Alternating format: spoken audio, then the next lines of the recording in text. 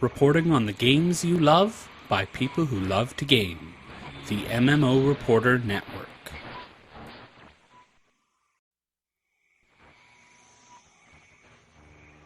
Reporting on the games you love by people who love to game. The MMO Reporter Network.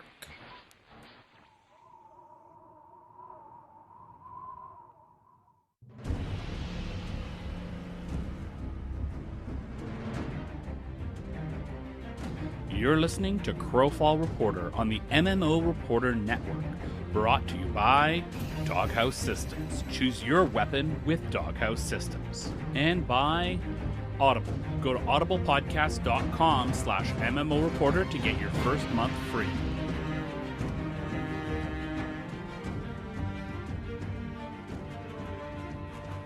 Hello everyone, and welcome to the first ever episode of Crowfall Reporter. I am one of your hosts, Chris, and I am joined by the ever so fabulous, ever so eloquent Mr. at MMO Bill himself. Hello, Bill. Dang it, every time you introduce me as eloquent, I can only think of 1 and 2 syllable words. I guess I said syllable, so there you go. Hi, Chris. I'm happy to be here. That's 3. That's 3 syllables in syllable. There we go. There you go. Yeah, we've done this once or twice before, Bill. This starting a show. I'm really excited about this one. Super keen about Crowfall. But wait, Bill, just wait. Yes? There's more. Am I still waiting? There is another. Hi, Matt. Hello, hello. We're joined by our friend Matt, who is also a fan of Crowfall and the game and what we're doing here. This is his first podcast experience. Oh my god! First podcast ever! Yay! All right, so Matt's a fan of Crowfall. I'm a fan of Matt. you're just here for the Matt. I am. That was the only reason. This is. I'm not taking it. I'm not taking. Less than a minute in, and it's getting weird already. Awesome. Yeah, I'm surprised it took this long. I'm not taking any money for this show. It's just a little bit of Matt quality time. That's all I'm here for. Wow. All right. Wow. Welcome to the show, everybody. I hope that you are as excited for this as we are. I know we've been working on this for a few weeks, and it's going to be a ton of fun. Before we get into news, and we're going to do a little bit of an overview of the game itself, because I know some of our MMO Reporter listeners are going to pop over here just to see what this new show is all about. Let's talk a little bit about our gaming history, because I know that we're going to have some new listeners here, Bill. And unlike our first episode of Loto Reporter, where I still remember, I talked like this and very calmly, and I wanted to make sure that I was very articulate. Yeah, screw that crap. That's what I'm doing tonight. No. I'm going to be very eloquent. You don't want to disrupt the gentle listeners. No. It's PvP, Bill. PvP, Bill. We're stabbing people in the back. Rawr! Hardcore murder, death, destruction stuff. Yeah. Right? Woo. Yeah, okay. Murder, death, kill. 3 seashells. Woo! All right, anyways, moving on.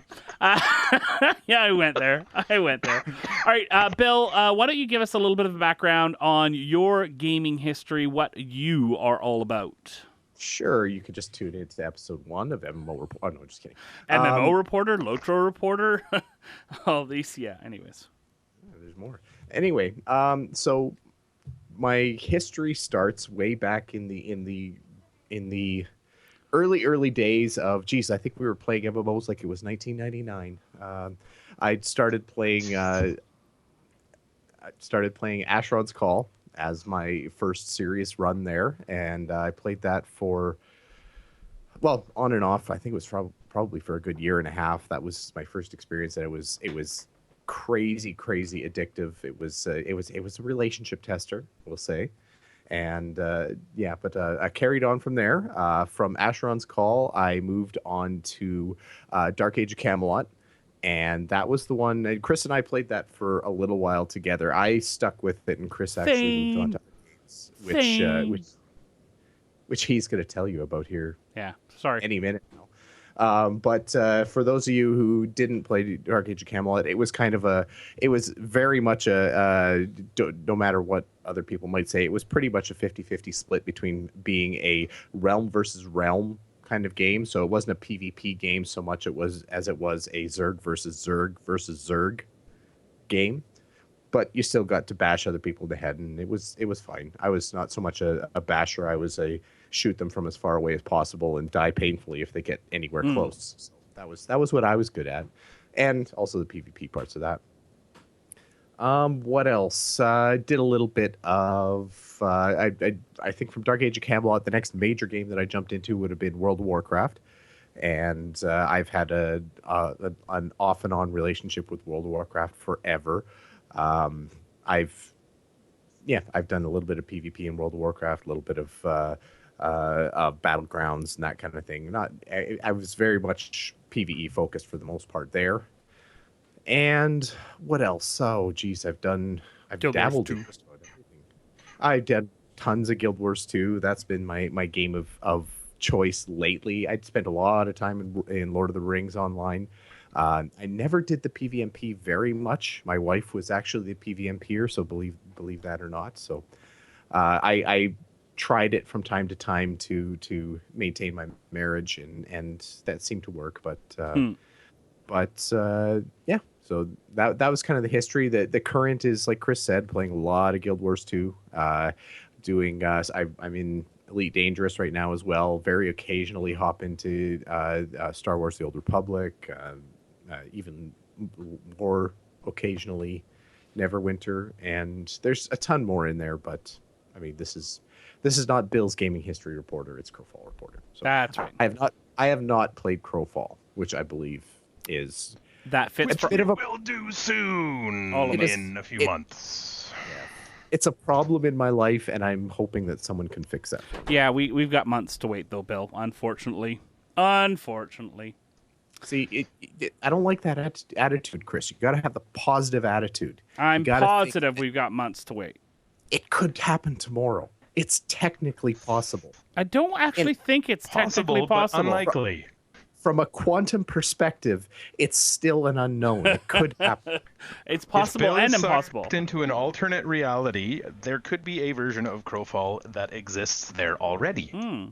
So exactly. It could happen tomorrow. That is true. There's a universe out there where a version of me played Crowfall yesterday. Wow. On that auspicious note, talking about parallel universes and all that, let's move along to Matt's gaming history. Matt, where are you coming from as a gamer? I actually started with the whole role-playing game scene, and role-playing and real-time strategy is kind of where I came from. The first PvP MMO type game that I got into, though, and this is kind of a blast from the past, I actually played the heck out of World War II Online. Ha! Sorry, I laugh every time you tell me. I'm really sorry. It's okay. I was in a squad, and we took out the Nazis as much as we could. I was quite possibly the worst pilot in the British Air Force ever seen in that game. I actually managed to drop a bomb on our plane sitting in the hangar and killed us before we took off. Oh yeah, it was a good time. Since then, I've dabbled in World of Warcraft a little. APB Reloaded, I play occasionally still. Currently am playing Guild Wars 2, not as consistently as Bill, but I do enjoy it quite a bit, and get in there and hack and slash and beat people up to the best of my ability in the PvP and the world versus world. That's really it. Fallout, Mass Effect, that kind of stuff, and Guild Wars 2 is what I'm currently playing, and am absolutely jacked to give Crowfall a go when it comes out in a few months, not tomorrow. Well, when we get beta access, I think it's not coming out till late 2016. I think is what we've heard, maybe even 2017. But hey, yeah. It's not sad or anything, not completely and utterly sad, and makes me sad. Hey, speaking of the fact that Guild Wars 2 was mentioned in both of your gaming things, I thought I'd take the time now to announce that most Wednesdays we're going to be doing some Guild Wars 2 stuff, streaming and all that sort of stuff, so you guys can watch us work on our PvP skills as we get ready for Crowfall. I feel like, unlike other games that I've really wanted to play, I feel like I have to get ready for this one. Does that make sense? Like, I have to prepare. I have to work on my skills. Absolutely. I mean, it looks, it just, meh, what you said. Yeah, because I'm smart. That's why. Yeah, exactly. Yeah. So, If- go ahead, I Bill. was going to say, if the Shadowbane genealogy of this game remains true, this is going to be one of those games that you probably want to know how to point your mouse correctly when you step into it. There could be. There's probably going to be a lot Can of anybody people. see friendly fire for that Yeah. for that reason or no alone? Yeah. Yeah, exactly. Exactly. Yeah. All right. As for my gaming history, going all the way back to MUDs, RPGs, really liked RPGs. Used to go down in Ultima Online. And I got a laugh out of one of the, I think it was when they were talking about the thieving thing, which I'll talk about in a little bit. They had an Ultima Online story, which I'll share with you then. But I used to rent time at an internet cafe. Yes, I'm that old. And pay the subscription for Ultima Online to get to play Ultima Online because I didn't have a computer that could run it. So I go way back. Probably what I like about Bill was mentioning Asheron's Call too, and I think that the way that we'll talk about Eternal Kingdoms in a while, but the way that the guild structure is going to work and sort of the large scale grouping structure, the metagame is similar in ways to Asheron's Call's. I forget what it was called, but they're like pyramid scheme. It's a vassal system. Vassal system. It's very similar, it's got some similarities to there. So really excited about that. Some similarities to Dark Age of Camelot, which I played with Bill as well. And probably where I played the most PvP is probably Guild Wars 2, to be honest. We're all sort of in the same boat here. Although I did do quite a bit of PvP in Rift, but it only had the maps. It didn't have the whole world versus world aspect of it, which I think, to me, adds a whole different dimension to what Crowfall is going to be and what Guild Wars 2 can offer with their WoW. Yes, I called it WoW. I'm just really excited about Crowfall. Recently, I'm playing a lot of Neverwinter on Xbox, and I'm playing still playing some WildStar, and I'm actually kind of looking forward to Skyforge, which is going into early access later this week, and jumping into that game to try it out. And I had a brief dalliance with Final Fantasy XIV recently, and I'm unsure what I think. The only thing I'm certain of is that I need to play it more to figure out whether or not I like it. I don't hate it. I just don't know if I like it. So That's a ringing endorsement. Well, but it is so divisive, Final Fantasy XIV. There's so many people who absolutely love it. Harry Hall from MMO Reporter being one of those people who absolutely loves it. Carrie from Lotro Reporter, and who works for us for PAX. Also a huge fan of Final Fantasy XIV.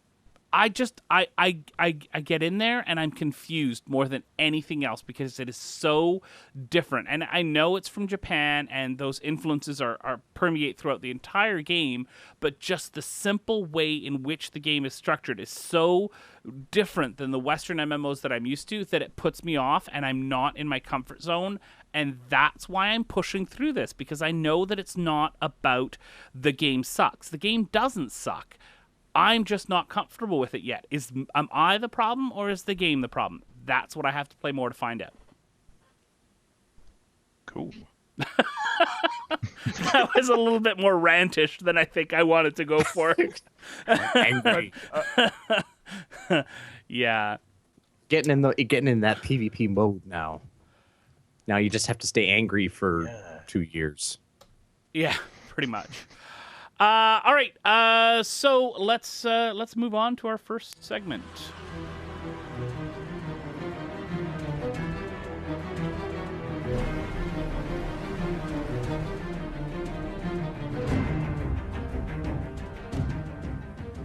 So we're going to start off by switching things around. Usually coming out of that intro section, we're going to go into the news. But this week we're going to talk about the game. And usually what we're going to do in sort of the middle segment is give you tips and tricks and ways in which you can improve your gameplay, get something out of the game that maybe you didn't know, maybe some tips for crafting or for different aspects of the game. But while the game hasn't launched yet, and while we're still sort of finding out more information about it, that tips and tricks section is going to be used for game information, game systems, and talking about that sort of stuff. So it's not necessarily going to be tips and tricks, it's just going to be information. So we're going to start this week by actually starting with that segment and talking about the game as a whole. The tagline for the game is Eternal Heroes Dying Worlds.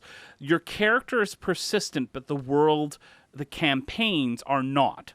So it's kind of a little bit of a challenge to wrap your brain around what this game is going to be. The biggest thing, what you need to understand, is that there's going to be basically the housing area. You can think of it almost like a lobby called the Eternal Kingdoms. That is going to be what is persistent. The problem with the Eternal Kingdoms is they are absolutely barren of all resources. And the only place that you can get resources are in the campaigns. Now, why do you want to get resources? To build up your Eternal Kingdom. Build keeps, build castles, build structures on that Eternal Kingdom, and build up your own little fiefdom in that area. You could have other people set their buildings on your Eternal Kingdom. You can get one set up for your guild. All that sort of stuff. The Eternal Kingdom is where all that's going to be, but it is the lobby. It's not where the combat, the resource gathering, all that stuff takes place. That takes place in the campaigns. Now, there are a huge amount of campaigns, and we'll deal with in a future episode what all those different campaigns are. But the campaigns are the Dying Worlds. Each campaign starts off in spring and works its way through the seasons and dies off in winter. At the end, when it gets to winter, that's the last stage. Everything is harder. It's harder to get resources, harder to survive. And then at the end of winter, the campaign is over. Campaigns can last anywhere from a few weeks to a few months to as much as a year, they've said. So they can be long-term things. Now, these campaigns are where you're going to get your resources and you can send them back out to your Eternal Kingdoms. But there's different types of campaigns. They're not all the same. They're not all the same map. They're all different. And there's different rule sets. They've got, we'll talk about it in detail on another show, but they've got a whole different tier of campaigns where you can go through. One might be realm versus realm versus realm. One might be, I really like the one where they've got order and chaos and then balance in the middle, trying to make sure nobody wins. And, all these sort of free-for-all ones. So all these different types of campaigns. Now, guys, have you looked into, just really, really quickly, do you have a campaign? I've already said I like that order and chaos and balance one. Do you have a campaign that you think you might be mostly interested in? What about you, Bill? I honestly don't. I'm still feeling out the whole campaign systems and the whole campaign types that we're going to be coming up to. The three-way combat is obviously harkens back to my own Dark Age of Camelot history, where a head-to-head battle between two factions is one thing, but when there's a third just waiting to come in and bum rush the quote-unquote winner of that battle, that's just a whole new element that makes it so fun. So I really like to see those kind of three participant combat systems play out, and because some of them are good and some of them are less. Right. I'm with you, Chris. I like the idea of the whole order chaos balance thing. The thought of playing on the balance side and making it so nobody wins. Maybe it's just the jerk in me or something like that. That just really appeals to me. A loss for you, a loss for you, a loss for everyone. Yeah. So if balance is winning, though, do they deliberately lose just to keep things even? Ooh, no, but balance's goal isn't to win. Balance doesn't dominate. Balance just stops anyone else from dominating. Maintains the status quo. So victory, what if balance victory accidentally conditions wins, though? But what if they just keep beating everybody? They don't win. The campaigns are set up with victory conditions. That means that to win, you have to do X and Y.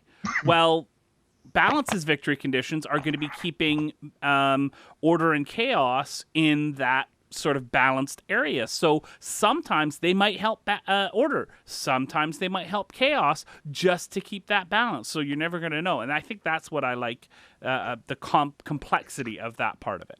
I can just see it going down where in the middle of a campaign, the balance shifts from order to chaos. And as a balance player is helping, say, the chaos who is winning, or who is losing, all of a sudden chaos is winning, and oh yeah, look at that. Order Bye-bye, chaos. 66. Exactly. That's exactly it.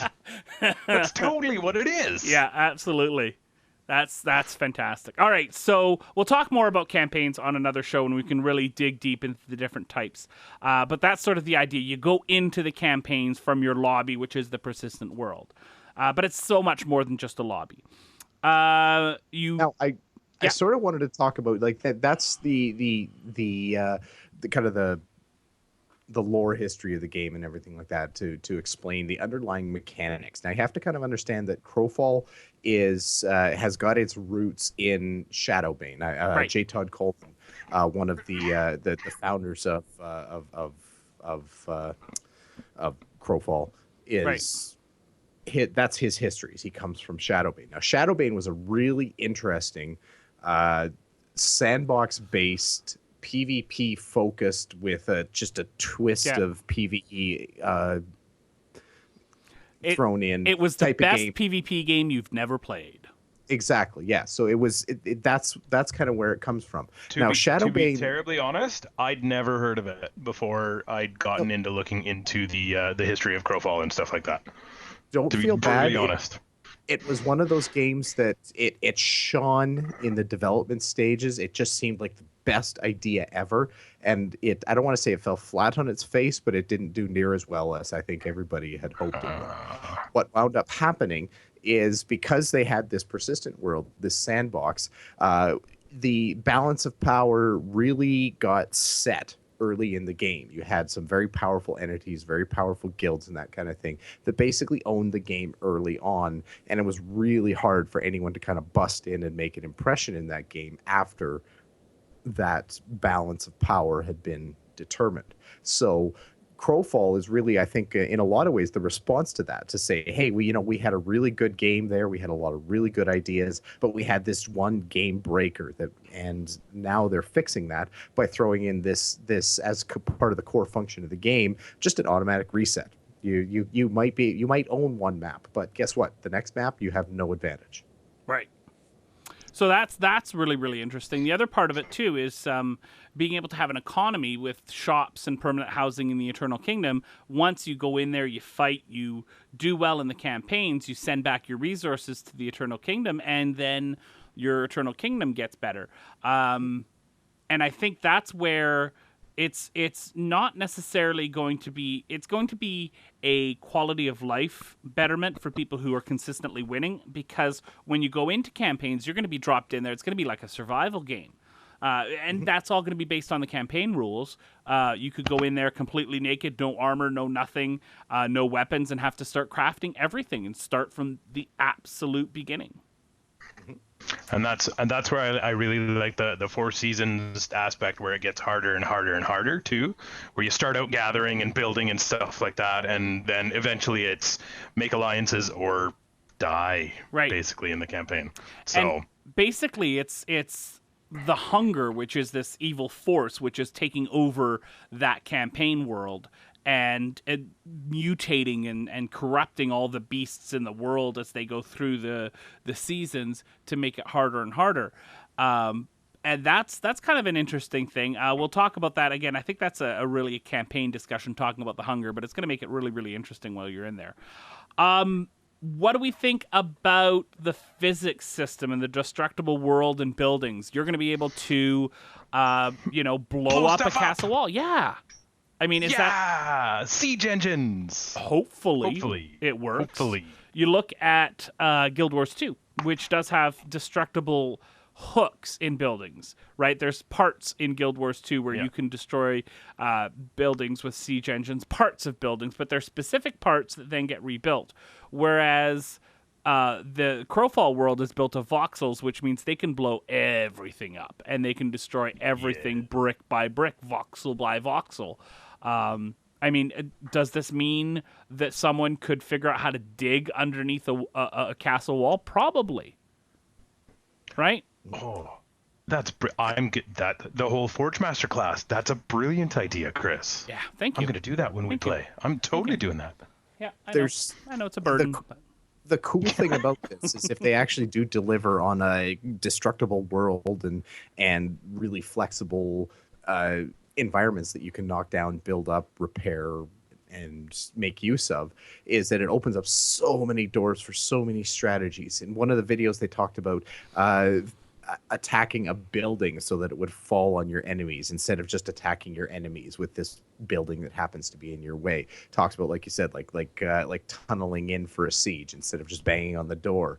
You could talk about kind of exploding the ground on top of somebody. You can put your set your area of effect stuff to explode over somebody's heads. You can interact with rubble that's broken off of a building and do stuff with it. Like, there's so much. It just opens up the door to a lot of imaginative thinking. So, like, your class, it's not just doesn't just wind up being a rock paper scissors class versus class kind of thing. It's very much being creative on a battlefield. So many ways to blow so many things up. Yeah. Now, okay. So we've gone over an overview of the game. Matt, what is your big hope that you hope they get right? What are you really, really looking forward to that you really hope they get right? I'm really, really looking forward to. I don't know what it is about the whole the seasons thing, the big build up in the campaign where you start out, everybody's kind of on the same level, and you build up and you build your keeps, and it just gets harder and harder and harder. And I think that's going to be really, really cool. And like I don't know if you picked up on it, I am very, very excited about the ability to break every single thing in the game world. I really, really hope they do that well. Yeah, that's it. I'm also curious to see how the transition from the campaign to the Eternal Kingdoms goes. Like, do our characters go into the between campaigns? I'm curious to see how that plays out too. Yeah. So, all right, Bill, what about you? What are you hoping they get right? What's your big hope? I'm really curious to see how the balance fits out, like how the different game types lend themselves to kind of creating an even playing field and letting the players really determine how a certain campaign is going to evolve. Like, it's a little bit of a nebulous thing, but essentially that kind of overall balance. I think they've got a really neat idea in that when they're basically saying we're going to be constantly resetting campaigns. It's setting a good precedent for them to be able to really tweak balance and make sure that you're not that the game doesn't get wrecked for the losing side or the side that doesn't grab the most of the game first. So I don't know. It's a different take on balance, and I'm really keen to see how that plays out. So I'm going out on a limb here just because of the count of the word balance you just used, Bill. I'm guessing your character is going to be a balanced character when you play this game. No way. I'm just guessing. Chaos all the way. Oh yeah, okay, fair enough. All right. For me, I'm really hoping that they finally are the first sort of world scale PvP, Guild Wars 2, other games like that figures out how to get small scale fights working, so that we can be in a group of 5 and still be effective. We don't have to Zerg versus Zerg. If this turns into Zerg versus Zerg, that I'm going to be a little disappointed. I don't want Zerg versus Zerg. Thank you. I don't hate Zerg versus Zerg. There's a place for it. Certainly, like there's obviously a place for coming across a solo enemy and having an epic battle to the end and bowing to your fallen foe and it's all done and everything like that. But there's a place for a well-run Zerg, especially when you're talking about, like, when you're throwing in the wild card of destructible environment and everything like that. That really creates, again, then it becomes a strategy thing. I mean, obviously 2 Zergs just kind of running into each other in the middle of an empty field, that's maybe a little bit boring. But I don't think, from everything I've seen, that's not what's Crowfall is really lending itself towards. Right. Well, let's hope that that it turns out to be something absolutely fantastic, and we can get these little strike forces going, because that's fun, right? Get a little strike force of people to go in behind enemy lines, etc., etc. That's what I want. Yeah, right. That would be awesome. Time to move on to the news.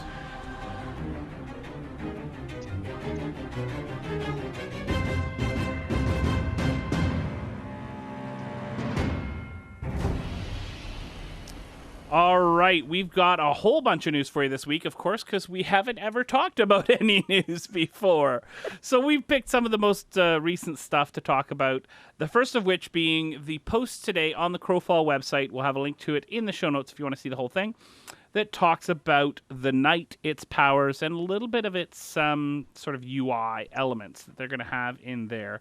I'm kind of excited about this. It goes over a bunch of the powers.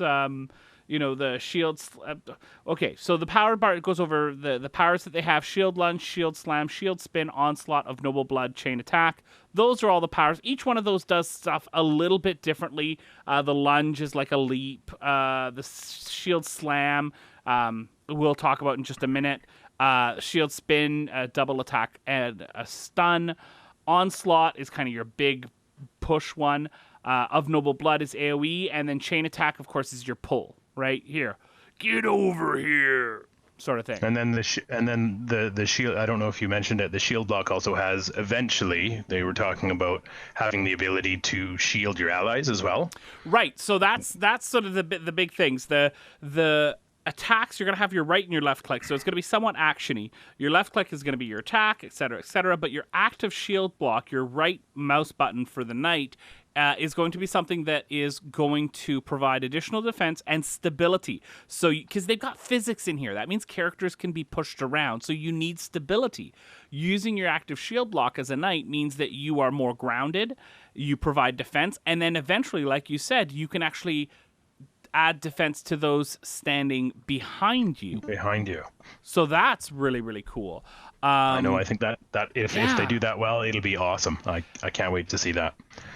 Well, even better, they mentioned the likelihood or that they want to make knights be able to work together and form a bit of a shield wall, so you can have a line of knights in front of your squishies behind them. And having collision detection means you can't just go through, right? Which is going to be really, really cool. I think the way in which they wrapped a whole bunch of description around Shield Slam, one of the powers that are there, was really, really interesting. So Shield Slam is going to be a hold to charge power. If you hold it for a long time, you do more damage. But a couple of really cool things about it. When you attack, when you launch up in the air with your Shield Slam, it actually has like a little gravity pull into your location, so that then when you slam back down, you've pulled enemies in closer to where you're actually going to hit. Shield Slam is not like a leap, right? That's the Shield Lunge. Shield Slam is up and then back down. You slam, you do an AoE damage to the people around you. And that was really, really cool. The other thing they used to frame the discussion about is iframe powers. Now, these are powers that are going to go across a whole bunch of different abilities and a whole bunch of different archetypes. This is a type of power. These are animated attacks that take the character out of the normal physics engine. So you can't hit them with CC when they're in the middle of this iframe power. You can near the tail end of it or so.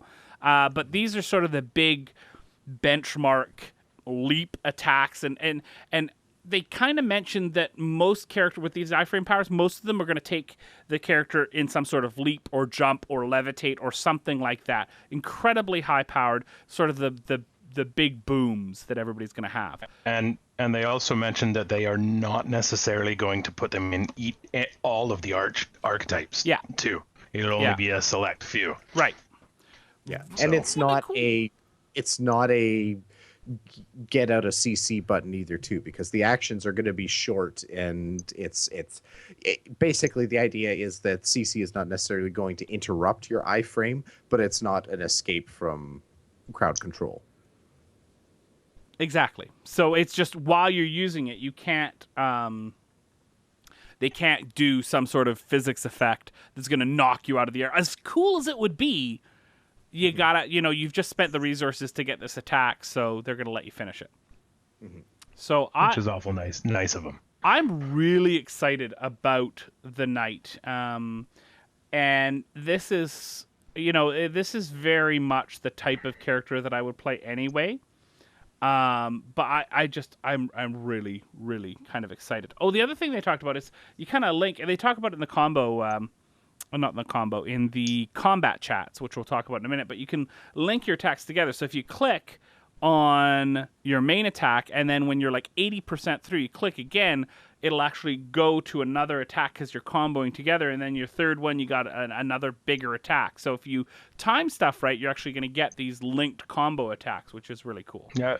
What was it? I think the biggest one the knight can do is about 5 links together, if I'm correct. Looks, no, 3. No, 3. 3, yeah. No, my bad.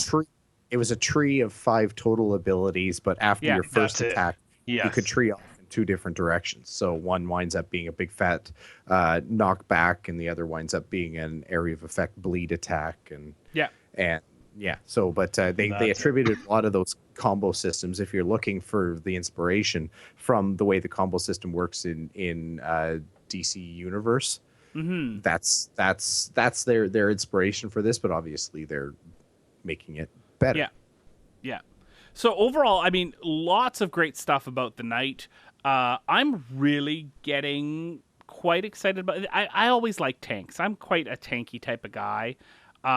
So I'm really, really looking forward to this. After seeing this, Matt, are you a tank type of guy, or are you going to look for like a caster or I'm really intrigued by the Forge Master. Like I talked about it briefly earlier. Yeah.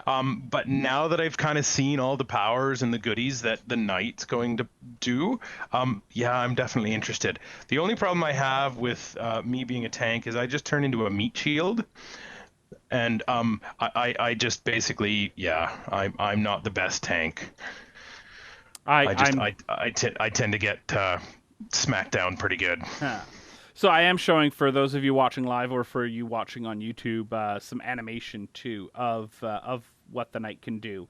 I really like the somewhat stylized graphics of the game too. We didn't talk about that. This is not going for realistic. It's going, somewhere between cartoony and realistic. It's almost like a Clone War sort of aesthetic style. If you watch the Star Wars Clone Wars movies, I don't know. I like it. Anyways, Bill, what about you? Night or not tonight? Oh, I mean, geez, not tonight, Chris. I've got a headache. I was thinking it. I was there too. Not gonna lie. There we go. I mean, it's obviously interesting. I think because that's what's right in front of us today. It is very interesting. I really like the fact that they're making it look like defense is going to be a significant thing. That it's not just going to be something to annoy and frustrate your damage dealers. It's actually going to be essential to a PvP battle. Because I mean, when you think about a lot of PvP games out there, DPS is king in most of them. So if they actually can make defense an important part of a PvP battle or a large battle, I would love to see that. That could be really interesting. Overall, I mean, my own style of play is a little bit more sneaky. You know that, Chris. I'm looking at the assassin. I'm looking at the ranger. I'm looking at the stalker as kind of what I'm looking at. Maybe even the duelist. But not if I have to be a hamster. But that's a whole different thing. Yeah, I could see being a knight. Sure, done. Yes, that's a positive maybe. Yeah, sure, whatever. I just stop talking to me. Hey, I got 2 years. Yeah. I got 2 years to decide, baby. That's right. We're going to be trying all these out anyway. So yeah. All right, let's move things along, Bill. Sure. So now that we've all decided to play knights, we can get a little more information on how the knight combat is going to work. So we have linked in the show notes here. It's also up on the news part of the Crowfall website, talking about combat chat with Thomas Blair and Tully Ackland, which are actually turning into a bit of a funny duo. Yes. Although I really need Tully to stop staring off into space and look at Thomas. A little bit, yeah. I don't know if you Though guys apparently noticed they are in a sauna, so that. Well, fair enough. yeah. Maybe he's just watching his life pass before his eyes. So. Anyway, very good videos. They're short, they're quick. It's basically Q&A type combat questions, and yeah. So I mean, some of the details that came out of the combat chat were around combat resources. Like right now, the only thing that they've got, or they've really shown, is stamina is the only resource that works for any archetype. That's something that's going to change over time as archetypes start to get fleshed out, and you might see some rage, you might see some mana, you might see more stamina. No, they've all got stamina, but they also have other resources as well. Like the knight has stamina, but also has mana that's used for their attacks. Sure, but right now they've got one resource, and right, that's it. That's all we see. Yeah. So they talked about some of the other effects in there, stacking dots. They talked about making sure that no class becomes useless because there's already a whole bunch of that type of class already doing things. So the example they gave there was damage over time effects stacking on top of each other to make sure that their effects are useful. They have friendly fire. We mentioned always actually a good thing. Yeah. Something we already mentioned a little bit earlier in the show is that there will be friendly fire, so you're going to have to be careful and not accidentally stab your friend in the face. Chris, I'm pretty sure I'm going to stab you in the face at some point. I was just going to say I pre-apologize, guys. 2 years ahead of time, I pre-apologize. Yeah. That was me and Chris's, what was that, less than 5 minutes into Elite Dangerous, I'd already shot you? Yep. Oh, no, fantastic. run into me. Charged into me. Didn't even shoot. I just top speed, bang. It was just enough too that I didn't actually blow up my ship. Yeah. My shields were down to like 8% or something. It was beautiful. Sure. Anyway, yes, I will. That's awesome. I will stab you in the face, and I will feel bad about it. They talked about projectiles. They talked about the projectile system. Actually, seems kind of interesting because the way they want to deal with projectiles, and when they talk about projectiles, they talked about arrows, they talked about rocks, they talked about fireballs as all the same kind of thing, and they don't have a range so much as they have a lifetime. So an arrow might last for 2 seconds or something like that because it's flying at a high rate of speed. A fireball might be a slow arcing thing that is quote unquote alive for 3 seconds and then explodes at the end. A big rock that you throw will have probably, well, I don't even know what the behavior is going to be.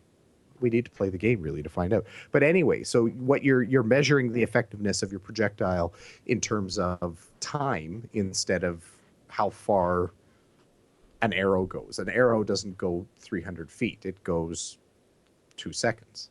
Right. And yeah, so what do you guys think of that? And then explodes. Can you think of depending. Can either of you think of any other instance where kind of projectile damage has really worked that way? Because I tried and I couldn't. No, I can't. No, I can't. But they've got the physics part of it as well that they have to deal with, which most other games don't. So I could understand why other games deal with damage. Whereas if you're going to go and pitch an arrow up really a high arc, you're going to have to think of its lifespan, right? You're going to get less range because... You shoot it straight up in the air. Oh, wouldn't that be cool if you shot your arrow straight up and it landed on your head? I thought it again. I thought it. And that's the stupid penalty or the stupid tax. You're in the middle of a group getting ready to raid. Hey, guys, guess what? I shot an arrow up in the sky like 1 second ago. What? Ah! You think about Guild Wars 2 and the Ranger and the ability where you shoot like 50 arrows up in the air and that's your area of effect attack. But you always center it on yourself. Run! That's going to be hilarious the first time you see something like that by accident. Funny, but cruel. Oh, hilarious! Absolutely hilarious. So that's the quick rundown of what we saw in part 1. In part 2, they talked a little bit more about chaining abilities and, like you mentioned, Chris, the when you're talking about the ability chain, having kind of a blackout timer where there's a bit of a dead zone between the time that you've executed your first ability and the time that you can actually turn on the next ability in the chain without having a big, ugly, boring gap between the animations. So they talked about that. So your gate, the speed of your attacks are really going to be gated by the animations, not by arbitrary timers or cooldowns or anything like that. At least that's their intention right now. They did allow that they're probably going to flake out and throw big ugly timers on something someday because they can. And they're evil. But that's also going to mean that you can go through all of your resource in no time flat, be left out of mana way quicker than everybody else because you decided to use all your big things. I like that they're giving the player that choice and not limiting behind a global cooldown. Burstiness can be great fun. Yes, it can. And they talked about physics. They talked about itemization. Kind of looks the sound or what it kind of sounded like is your archetype is going to be locked into a certain type of weapon. So you might not have just one weapon, but if you're if you're a knight, you're probably going to be operating with some combination of a single-handed weapon and a shield that you're going to wander around with. If you're a stalker, for example, you're probably going to have some kind of bow that you're trucking around with, but a knight is not going to be trucking around with a bow. So weapons are going to be archetype focused. Right. And they talked about the big centaur guy having the huge reach because of this pole arm that he's using, et cetera, et cetera. And because he's a centaur. Yeah. Yeah, they seem to be pretty high on centaurs, didn't they? Yeah. Legionnaires. Anyway, the one interesting stat that they actually brought out this early, which I thought was an interesting discussion point, was the time to kill. So basically, how long does it take to kill somebody? So the example they gave is if somebody just stands there and does nothing, if they go AFK and you walk up and you start killing them, you're probably looking at about 40 seconds to wear them down to nothing, to knock them dead, which gets mitigated quite a bit apparently from the discussion, depending on your defensive skills, blocking, dodging, parrying, that kind of thing, which to me seems like very slow combat. Now, I guess that gets also, you have to consider that gets worn down quite a bit if you're in a Zerg situation and you wind up having 8 guys all working on you. But still, I mean, it's kind of nice that you're not going to be like standing there and then there's going to be a flash of light and you're going to be dead. That's annoying. Nobody likes that. Yes. No. That sadly happens to me in Guild Wars 2. And I'll be wandering into a fight. I'm planning my moves, and I'll have a full health bar, and I'll cough, and I'll be dead. Yep. What just happened to me here? Anyway, story of my life. It's also because I suck. Story of my life. Yeah, there's that too. All right. So, anyway, this is a very cool series. Keep an eye open for the combat chats, and yeah, it's one of those little flavor things that gives you something to imagine while you wait. Yeah. In the 2-year wait we have before the game's actually out. Yeah, hopefully we play sooner than that. Hopefully. All right, now they've got a monthly Q&A session with the top couple of tiers of backers.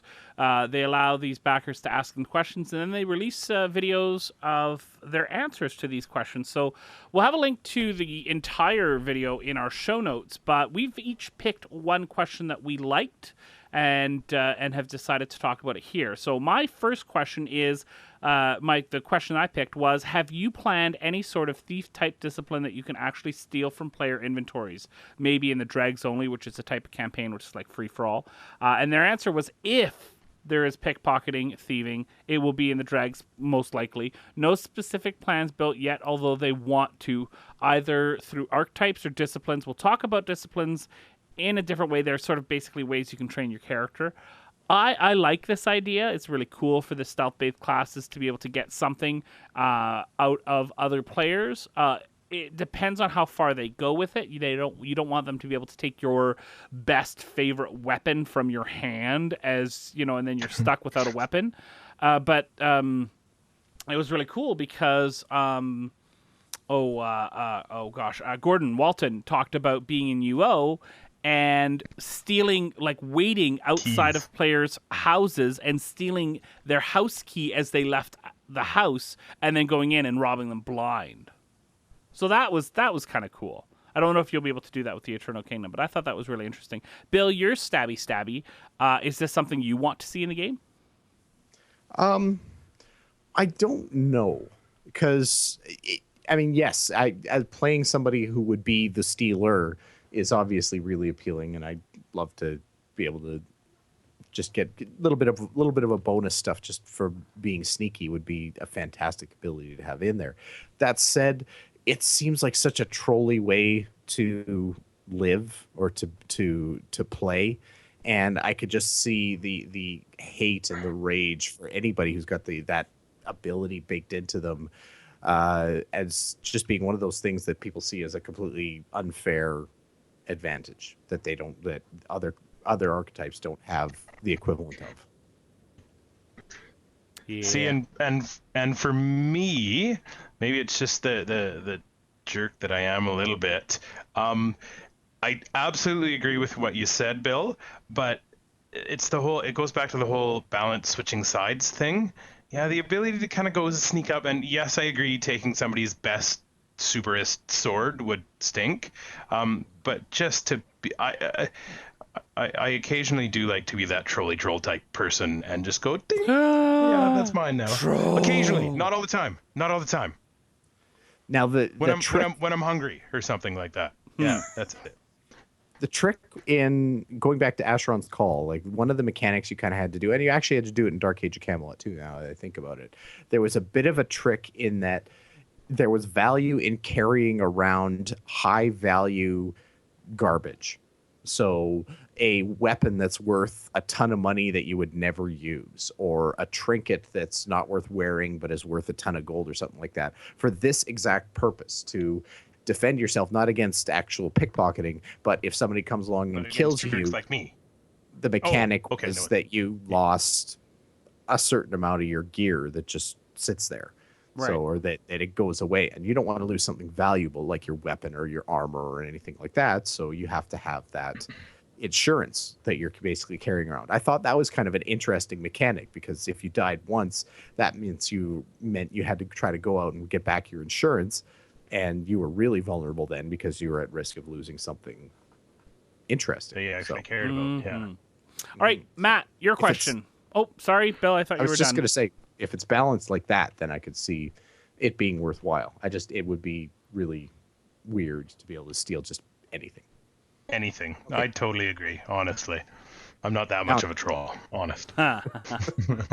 All right, so the question I picked was, will you allow landowners the ability to purchase and put in some monster caps and such for flavor? And now this is in regards to the Eternal Kingdoms, not the campaigns. And their answer was, the short version was yes, eventually. They are very, very, very focused on the PvP side of the game, and the PvE, the Eternal Kingdoms part, is secondary, but anything that they can develop for PvP that would transfer over to the PvE side of things, they would definitely like to see that added into it as well. So there is definitely a chance that the monster camps would be added. So if you wanted to make a dark and spooky kingdom surrounded by some scary monsters and stuff like that, you could do that in the Eternal Kingdom. So it would be good for practice your skills and stuff like that, and checking out. I don't know if they're going to have add-ons in there, but checking out your DPS or checking out your tanking skills, et cetera, it would be a good practice session rather than just have dummies. I saw it as exactly that, as a dummy replacement, that you're going out, you're checking your DPS builds and that kind of thing. Yeah, or you're waiting for your group to form before you jump into a campaign and blah blah blah. Just a time killer, I could see that being pretty darn useful too. Mm-hmm. All right, one Bill. thing they obviously have to. Sorry, boy, you're just. I'm on top of things tonight. You're all over the place. You're all over me. Anyway, that's what she said. How about What I was going to say, very, very slowly, apparently, Apparently. was that the one thing they have to be careful about is making sure that it's not a high reward thing. Like the last thing that a game like Crowfall needs, I think, is a PvE grind where you can just sit back and you can actually make progress in the game by sitting around in a zero danger area just whacking hapless NPCs. And that's when they were talking about focusing on the PvP. That's where I really got the feeling that it's not going to be a high gain, high reward kind of thing. It's going to be secondary, and if it can transfer from the PvP side to the PvE, they would do it. But I definitely didn't get, from what they were saying, I didn't get the feeling that it would be something where you'd be like, woo, super uber gear for ever, the best ever kind of stuff. So. Yes. Yeah. All right, now can I introduce your next bit, Bill? Is that okay? I guess. All right, Bill, what was your favorite question? The biggest thing was my favorite was actually the other two. But I was interested in this one here. They talked about what level of UI customization will be available, or are you at least planning to implement. So this is kind of an interesting one because, again, I go back to games like Dark Age Camelot, World of Warcraft, that kind of thing, where being able to manipulate your UI could actually turn into a huge advantage. You can even see it a little bit in Guild Wars 2 with some overlays and that kind of thing that make the UI an actual advantage instead of just the thing that's in the way of the rest of the game. So their definitive answer on this was maybe, we hope so, but we don't know. Essentially, they don't have anything in there right now. They don't have the priority set. It is a goal for the game that they want to do. They want to have a high customizability level for the UI and for the game. They reference Shadowbane again, where Shadowbane had a very, very customizable UI. You could do the whole thing. Almost the entire UI was scriptable in some way. So you could make some pretty drastic changes there. I kind of got the sense that that's what they're hoping to do, but it's not there and it's not on the immediate radar. All right. So what do you think? What are you, either of you, modders, or do you operate in any modified UIs when you're playing your games?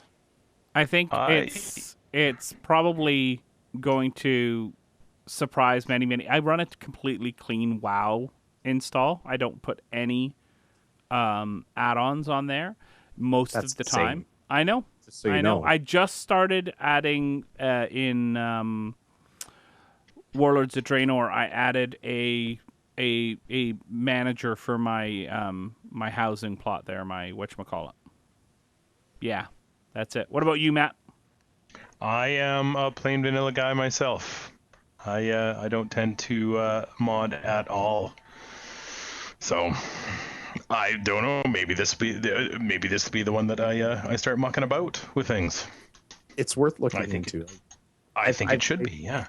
I've played with really heavily. Again, World of Warcraft is the one that I think of the most when I think about the UI mods that I've put in there, and it changes the game.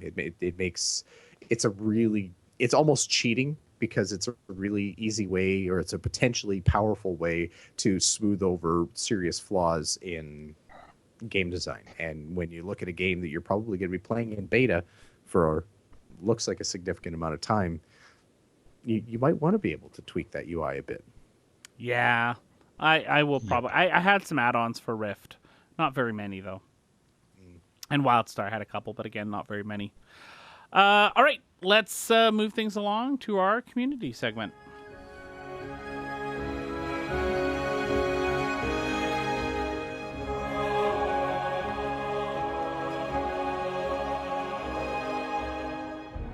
All right, we've got a few different community moments here that we want to mention this week. First, on OP Noobs Online's Twitch channel, there's an interview with J. Todd Coleman and Gordon Walton, a very general overview of the game, their history, so their thoughts on the game. A good interview, so you should go check it out, but it's not about any specific topic, just a general Crowfall interview overall. I'm finding that there's a lot of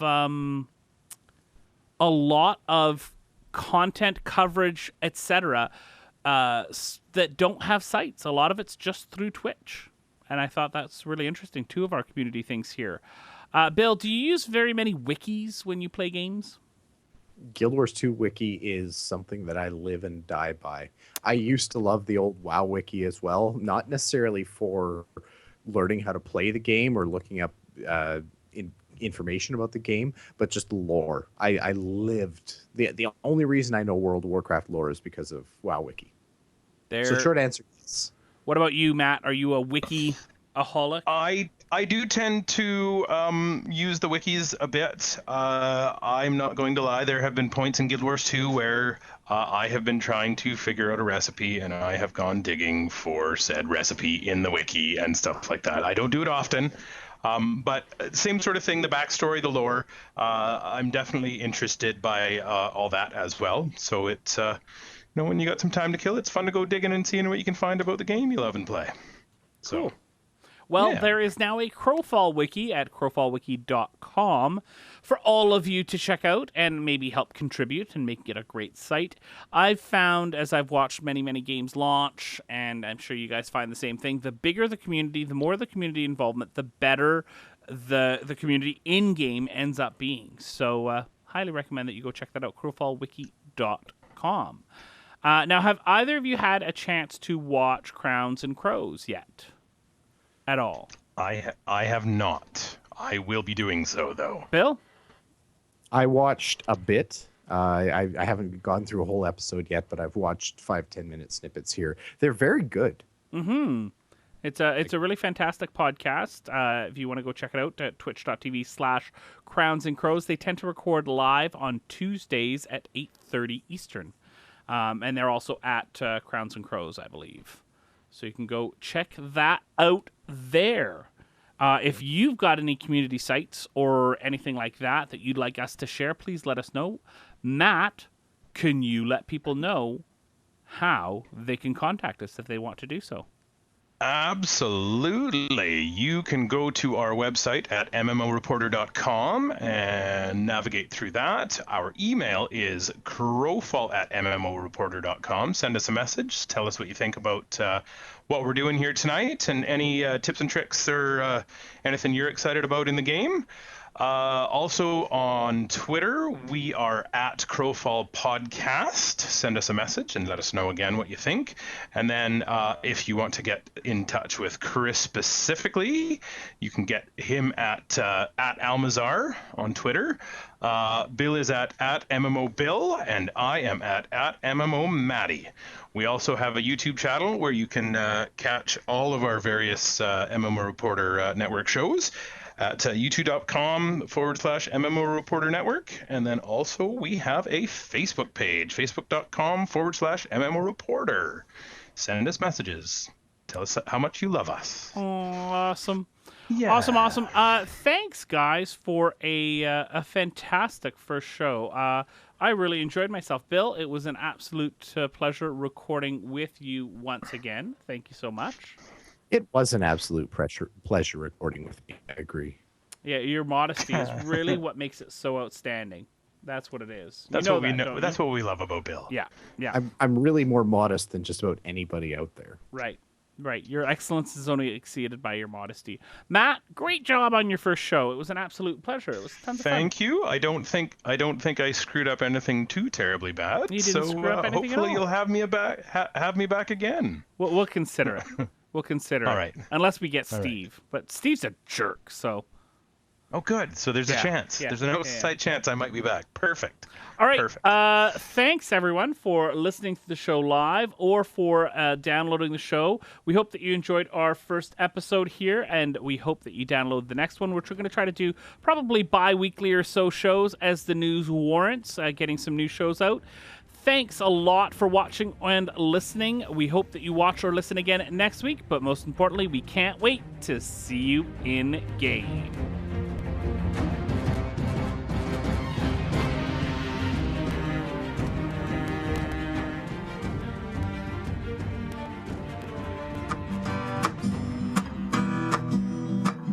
Thanks for watching the video, everybody. Don't forget to check out all the other podcasts at MMOreporter.com or by clicking on any of the links here. And please check out our Patreon campaign at patreon.com/MMOreporter. Thanks, everyone, and see you in game.